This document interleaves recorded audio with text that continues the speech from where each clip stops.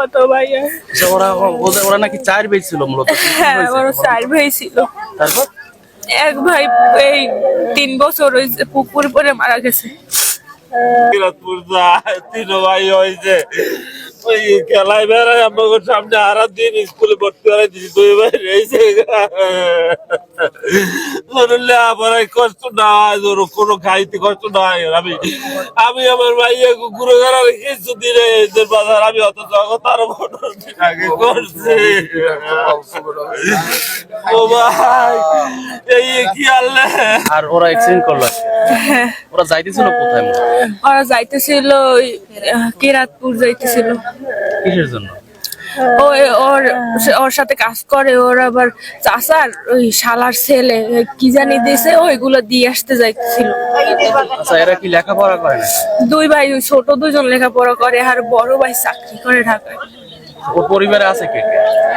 ওরা ওই বড় ভাইয়ের এক বউ আছে আর এই 2 আর কি 3 ভাই আর ওর আম্মু আব্বু।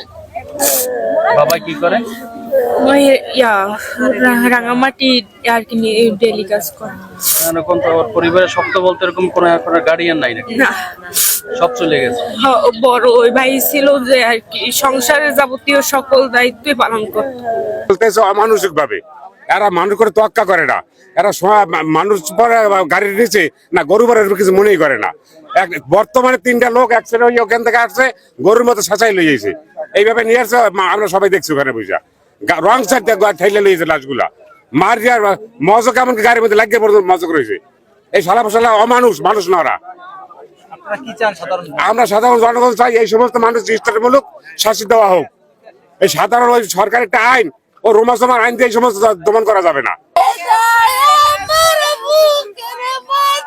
যে আপনার সকাল অনুমান 8:15টার দিকে ঢাকাগামী যে রাজীব পরিবহন এটার সাথে যে একই মোটরসাইকেলে 3 জন আপন 3 ভাই আরোহী, এরা কেরাতপুরের দিকে যাইতেছিল।